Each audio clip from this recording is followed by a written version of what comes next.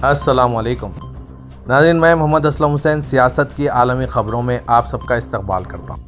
سابق امریکی وزیر خارجہ ہلری کلنٹن نے کہا ہے کہ نائب صدر اور ڈیموکریٹک صدارتی امیدوار کملا ہیرس شیشے کی چھت توڑ کر امریکہ کی 47ویں صدر بن سکتی ہے۔ شکاگو میں ڈیموکریٹک نیشنل کنونشن سے خطاب کرتے ہوئے ہلری کلنٹن نے ہجوم سے کہا، جب ہم میں سے کسی کے لیے کوئی رکاوٹ آتی ہے تو وہ ہم سب کے لیے راستہ صاف کر دیتی ہے۔ کملا ہیرس کی تعریف کرتے ہوئے ہلری کلنٹن نے کہا کہ صدر کے طور پر کملا ہیرس ہمیشہ ہماری پشت پر رہیں گی اور وہ ہمارے لیے فائٹر رہیں گی۔ ہلری کلنٹن نے کہا کہ صحت کے لیے لڑنے والی خواتین ہم سے آگے بڑھنے کے لیے کہہ رہی ہیں۔ امریکی صدر جو بائیڈن جو ڈیموکریٹک نیشنل کنونشن میں اپنی الوداعی تقریر کے لیے اسٹیج پر پہنچے، انہوں نے کہا، میں نے امریکہ کو اپنی بہترین پیشکش کی، میں آپ سے پیار کرتا ہوں۔ پرتپاک استقبال اور شکریہ کے نعروں کے درمیان 81 سالہ صدر امریکہ نے اجتماع سے کہا، اپنی وراثت کا دفاع کرتے ہوئے اور نائب صدر اور ڈیموکریٹس کی صدارتی امیدوار کملا ہیرس کا خیر مقدم کرتے ہوئے انہوں نے کہا، ڈونلڈ ٹرمپ کے خلاف نومبر میں ہونے والے مقابلے سے پہلے ڈیموکریٹس امریکہ کی روح کی جنگ میں ہیں۔ اگرچہ انہوں نے اپنی حکومت کی کامیابیوں کو اجاگر کیا، لیکن ان کی تقریر کملا ہیرس کے لیے زیادہ مہم تھی۔ اپنے خطاب کے اختتام پر جو بائیڈن کے ساتھ ان کی اہلیہ، بچے ہیرس اور رننگ میٹ ٹم والز بھی شامل ہوئے۔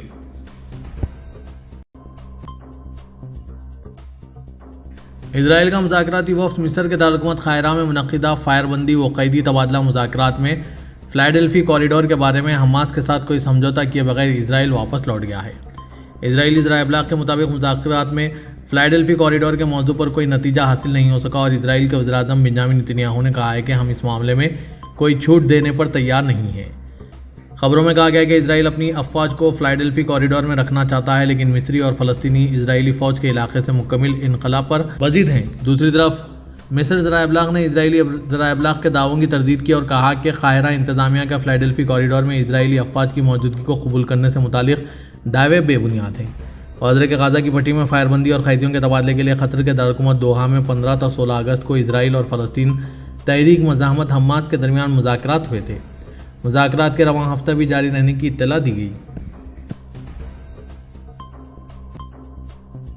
اسرائیل کے وزیر دفاع یوآف گالنٹ نے قیدی تبادلہ مذاکرات اور مشرق وسطیٰ کے سیکورٹی موضوعات پر امریکہ کے وزیر خارجہ اینتھونی بلنکن کے ساتھ ملاقات کی۔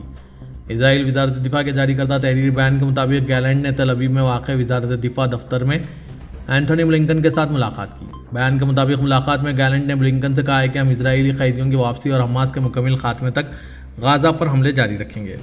گالنٹ بلنکن دو طرفہ مذاکرات کے بعد اسرائیلی افواج کے سربراہ ہیلوی کی شرکت سے ایک اور اجلاس طے پایا۔ اسرائیلی فوج نے اپنے ہی فوجیوں پر بم برسا دیے۔ اسرائیل افواج کے جاری کردہ بیان کے مطابق آج صبح کے وقت غزہ کی پٹی کے علاقے خان یونس پر فضائی حملے کیے گئے۔ ٹیکنیکی غلطی کے باعث ایک بم ایسی عمارت پر گرا ہے جہاں اسرائیلی فوجی موجود تھے۔ واقعے میں ایک اسرائیلی فوجی ہلاک اور 6 زخمی ہو گئے۔ زخمیوں میں سے 3 کی حالت نازک بتائی گئی ہے۔ اسرائیلی جنگی طیاروں کے لبنان کے علاقے بقیہ پر فضائی حملے میں 8 افراد زخمی ہو گئے۔ لبنان کی سرکاری خبررساں NNA نے اعلان کیا ہے کہ اسرائیلی جنگی طیاروں نے بیلبیک شہر سے منسلک 3 گاؤں پر فضائی حملے کیے۔ لبنانی وزارت صحت کی جانب سے جاری کردہ بیان میں کہا گیا کہ ابتدائی نتائج کے مطابق حملوں میں 6 لبنانی شہریوں سمیت 5 اور 15 سال کی عمر کے 2 شامی بچے زخمی ہوئے۔ بیان میں کہا گیا کہ تمام زخمیوں کو ایمرجنسی سروسز میں طبی امداد فراہم کی گئی۔ بتایا گیا کہ لبنان کے جنوب میں ایک گاڑی پر اسرائیلی فوج کے فضائی حملے میں ایک شخص ہلاک ہو گیا۔ حماس کی عسکری شاخ عزاء الدین القسام نے رافع شہر میں اسرائیل کی بعض فوجی گاڑیوں کو نشانہ بنایا۔ القسام بریگیڈ کے مطابق اسرائیلی فوج سے وابستہ 3 ٹینک، ایک فوجی ٹرک اور ایک بلڈوزر کو یاسین 105 قسم کے میزائل سے نشانہ بنایا گیا۔ اسرائیلی فوج نے کسی قسم کے جانی نقصان کی اطلاع نہیں دی۔ دوسری جانب غزہ کے جنوبی شہروں رافع اور خان یونس میں اسرائیلی فوج اور فلسطینی مزاحمتی گروپوں کے درمیان جھڑپوں کا سلسلہ بھی جاری ہے۔ اسرائیلی فوج نے اس حوالے سے بھی کسی قسم کا تبصرہ نہیں کیا۔ ایرانی صدر مسعود اور ملیشیا کے وزیر اعظم انور ابراہیم نے بعض مغربی ریاستوں کو ان کے میڈیا اور غزہ کے عوام کے خلاف اسرائیل کی ہتھیاروں کی حمایت پر تنقید کا نشانہ بنایا۔ آج ایک فون کال میں دونوں فریقوں نے 2 طرفہ تعلقات کے ساتھ ساتھ خطے میں جاری پیش رفت، خاص طور پر غزہ میں جنگ بندی کے حصول کے لیے ہو رہی بات چیت پر تبادلہ خیال کیا، جبکہ غزہ کے بارے میں بعض مغربی ریاستوں کی پالیسیوں پر تنقید کی۔ ایرانی صدر کے دفتر کی ویب سائٹ پر سنہوا نیوز ایجنسی نے یہ بات رپورٹ کی۔ ایرانی صدر اور ملیشیا کے وزیر اعظم نے کہا کہ مغربی ممالک کے میڈیا اور اسرائیل کے لیے ہتھیاروں کی حمایت ان کے انسانی حقوق کی دفاع اور غازہ میں جنگ بندی کے لیے کوششوں کے ان دعووں کے خلاف ہے جو اسرائیل کے جرائم کو جاری رکھنے کا باعث بنے گا۔ انہوں نے غازہ میں اسرائیل کا مقابلہ کرنے کے لیے مسلم ریاستوں کے درمیان زیادہ اتحاد اور مربوط کارروائی کی ضرورت کو بھی اجاگر کیا۔ اس بات پر زور دیا کہ اسلامی تعاون تنظیم کے سربراہان مملکت کے سربراہ اجلاس کا انعقاد ان مقاصد کے مطابق ایک مؤثر اقدام ہوگا۔ اسرائیلی فوج نے ملازمین کی کمی کی وجہ سے ان افراد کو بھی بطور اضافی فوج بھرتی کرنے کا فیصلہ کیا ہے جو کہ فوجی تربیت سے بھی دور ہیں۔ اسرائیلی فوج کے مطابق وزیر دفاع یاگلینڈ نے اس حوالے سے ایک حکم نامہ جاری کیا۔ اس حکم نامے کی روح سے فوجی قوتوں کی موجودہ صورتحال کے پیش نظر اضافی فوجی بھرتیوں کا فیصلہ کیا گیا۔ بیان میں یہ بھی بتایا گیا کہ فوج ضروری تیاریاں مکمل کرنے کے بعد اضافی فوجیوں کی بھرتی کے لیے درخواستیں وصول کرنا شروع کرے گی جنہیں فوج کے مختلف شعبوں میں تعینات کیا جائے گا۔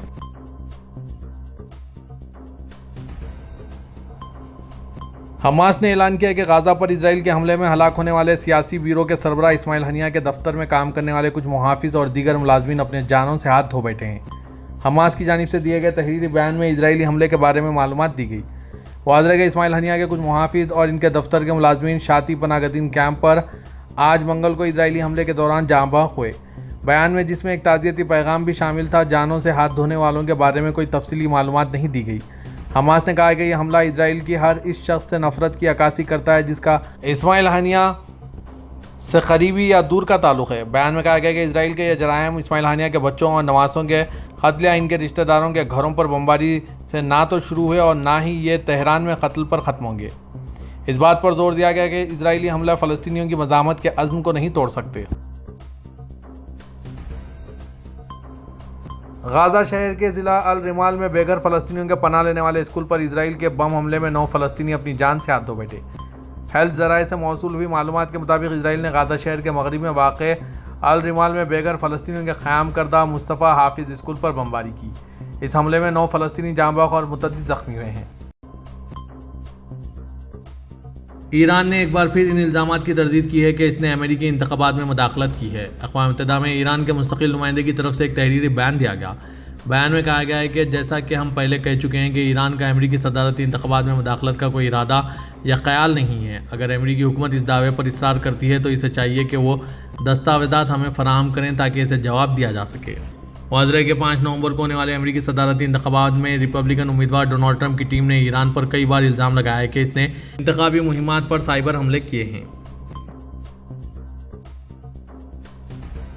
سعودی کابینہ کے اجلاس میں آج منگل کو تازہ ترین علاقائی اور بین الاقوامی صورتحال اور سوڈان کی سپورٹ کے لیے سعودی عرب کی جاری سفارتی کوششوں کا جائزہ لیا گیا۔ سرکاری خبررساں NCSP کے مطابق کابینہ کا اجلاس آج منگل کو جدہ میں شاہ سلمان بن عبدالعزیز کی زیر صدارت منعقد ہوا۔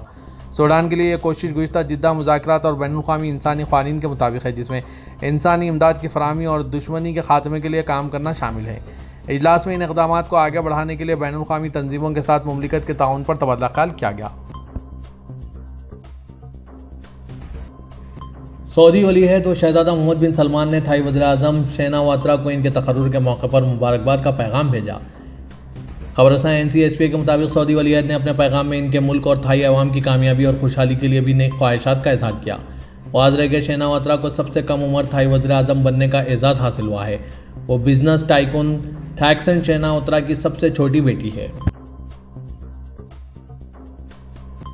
سعودی وزارت اسلامی امور نے رواں سال اب تک مملکت میں 6000 سے زیادہ مساجد پر کام مکمل کیا ہے۔ خبررساں NCSP کے مطابق 2024 کے پہلے 6 ماہ کے دوران وزارت نے 6153 مساجد کی دیکھ بھال، صفائی، بحالی اور تزئین کے منصوبے مکمل کیے جس میں تقریباً 500 ملین ریال کی مشترکہ سرمایہ کاری کی گئی۔ ان میں سے زیادہ تر کا مقصد 5300 سے زیادہ مساجد کی دیکھ بھال کی کوششیں تھیں جن پر 362 ملین ریال لاگت آئی۔ میقات جعفہ، التنیم اور المشار حرم سمیت اہم حج مقامات پر ایئر کنڈیشننگ کے نظام کو اپ گریڈ اور تزئین و آرائش کے کام پر 13 ملین ریال لاگت آئی۔ 3 مساجد کو مکمل طور پر بحال کیا گیا اور ایک انتظامی عمارت 13 ملین ریال میں تعمیر کی گئی۔ توانائی کی بچت کے لیے وزارت نے 683 مساجد میں گلاس پارٹیشنز منصوبے کو نافذ کیا جس کے نتیجے میں بجلی کے استعمال میں 60% کمی واقع ہوئی ہے۔ سعودی عرب نے نیوم میں چلانے کے لیے اڑنے کے قابل الیکٹرک بحری جہاز خرید لیے ہیں۔ سبق ویب سائٹ کے مطابق سویڈن کمپنی کینڈیلا سے معاہدہ ہو چکا ہے جو 2025 کے آخر اور 2026 کے آغاز میں 8 جہازوں پر مشتمل پہلی کھیپ حوالے کرے گی۔ سیاحت اور بحری ٹرانسپورٹ کے لیے استعمال کی جانے والے नए बहरी जहाज माहौल दोस्त होंगे, जबकि एक जहाज में 20 से 30 अफराद के बैठने की गुंजाइश होगी। इलेक्ट्रिक बहरी जहाज़ों में तमाम तर जदीद सहूलतें होंगी, जबकि ये आम सयाहती जहाज़ों से ज़्यादा तेज़ रफ्तार और तोनाई के खर्च में 80% कम होंगे। नए बहरी जहाज़ बहर अहमर पर उड़ान भरने के भी काबिल होंगे, जबकि परवास के वक्त तेज़ रफ्तार हवा के बावजूद मुसाफिर तवाज़ुन महसूस करेंगे। नए बहरी जहाज़ों के इंजन की आवाज़ ना होने के बराबर है, जिनके चलने से आबी मखलूक को शोर महसूस नहीं होगा। सेंटर फॉर स्ट्रेटेजिक रिसर्च के centre for international tourism development की डायरेक्टर यूलिया मैक्सोदवा ने कहा है कि रूस इस साल के आखिर तक सऊदी अरब से सयाहों की तादाद में इजाफे का इरादा रखता है। सबक वेबसाइट ने रूस टुडे के हवाले से बताया कि 2024 में रूस सऊदी अरब से 20,000 सयाहों की मेज़बानी करने का इरादा रखता है, जो गुज़िश्ता साल के मुकाबले में दुगनी से भी ज़्यादा तादाद है। 2023 में सऊदी अरब में 7,800 सयाहों ने रूस का दौरा किया था। बराह परवाज़ों में इजाफे, सऊदी अरब और रूस के दरमियान वीज़ा निज़ाम को आसान बनाए जाने के बाज़ बाहमी सयाहत को 60% तक बढ़ाया जा सकता है। आदादशुमार के मुताबिक 2023 में 1,06,000 रूसी सयाहों ने मुमलिकत का दौरा किया। यूलिया मैक्सोदवा का कहना है कि अरब मुल्कों से रूस आने वाले सयाहों की आमद में कम से कम दुगना इजाफा हो सकता है। पाकिस्तान के आला हुकाम ने उम्मीद जाहिर की है कि बैनुल-अक़वामी मालियाती फ़ंड यानी IMF जल्द ही $7 अरब खर्च की मंजूरी देगा, क्योंकि पाकिस्तान ने इस मकसद के लिए आयद की गई तमाम शराइत पूरी कर दी है और हाल ही में 3 दोस्त ममालिक ने इस मामले पर हिमायत के लिए बैरूनी फाइनेंसिंग के लिए दरकार यकीन दहानी भी कर दी है। IMF के एग्जीक्यूटिव बोर्ड का इजलास 28 अगस्त को मुनक़िद होने जा रहा है और इसके लिए जारी किए गए एजेंडे पर फ़िलहाल पाकिस्तान के क़र्ज़ प्रोग्राम की मंजूरी शामिल नहीं। ताहम पाकिस्तान की वज़ारत ख़ज़ाना के आला हुकाम ने आज बताया कि IMF के एग्जीक्यूटिव बोर्ड के इजलास से कल दोस्त ममालिक ने पाकिस्तान की बैरूनी फाइनेंसिंग के मामले पर यकीन दहानी करवा दी है। इसलिए वो पूरी उम्मीद है कि रवां माह के दौरान ही IMF बोर्ड पाकिस्तान के लिए कर्ज की मंजूरी देगा। हिंदुस्तान के वज़ीर-ए-आज़म नरेंद्र मोदी 21 अगस्त को पोलैंड और 23 अगस्त को यूक्रेन का दौरा करेंगे। वो यूक्रेन के सदर ज़ेलेंस्की से बातचीत करेंगे। ये दौरा एक ऐसे वक्त में हो रहा है जब रूस के सदर पुतिन अज़रबैजान में है, जो हिंदुस्तान को दुश्मन के तौर पर देखता है। वज़ारत ख़ारजा से जब इस दौरे के मकसद के बारे में पूछा गया तो वाज़ेह तौर पर यह कहा गया कि हिंदुस्तान के रूस और यूक्रेन के साथ आज़ादाना ताल्लुकात हैं, ये एक दूसरे पर मुनहसिर नहीं है। ऐसे में ख्याल किया जा रहा है कि ये रूसी सदर के दौरे अज़रबैजान का रद्दअमल हो सकता है। वज़ारत ख़ारजा ने कहा कि वज़ीर-ए-आज़म नरेंद्र मोदी 21 और 22 अगस्त को पोलैंड का दौरा करेंगे। वहाँ वो वज़ीर-ए-आज़म डोनाल्ड टस्क से बातचीत करेंगे। PM मोदी यूक्रेन के सदर ज़ेलेंस्की की दावत पर 23 अगस्त को यूक्रेन का दौरा करेंगे। ये एक अहम दौरा होगा। ये पहला मौका है जब कोई हिंदुस्तानी वज़ीर-ए-आज़म यूक्रेन का दौरा कर रहा है। दुनिया भर में 19 अगस्त को इंसानी हमदर्दी का आलमी दिन मनाया गया। मुत्तहिदा अरब इमारात गाज़ा में जारी इमदादी कोशिशों के साथ इंसानी हमदर्दी के कामों के लिए अपने अज़्म का अदा किया। ऑपरेशन चिवैलरोस नाइट 3 के तहत मुख्तलिफ इक़दामात के ज़रिए मुत्तहिदा अरब इमारात फ़लस्तीनी अवाम को इमदाद फराहम करने में सबसे आगे रहा है, जो कि इंसानी मक़ासद के लिए कौम की साबित क़दमी की अक्कासी करता है। गुज़िश्ता 288 दिनों के दौरान मुत्तहिदा अरब इमारात ने 18,503 टन इमदाद लेकर 4 इमदादी जहाज़ रवाना किए, जिनमें तिब्बी सामान, पनागाह का सामान, खुराक, पानी और कपड़े शामिल हैं। मज़ीद 5,340 टन के 257 तैयारे और 19,819 टन इमदाद के साथ 104 काफ़िले बेघर आबादी की मदद के लिए भेजे गए हैं।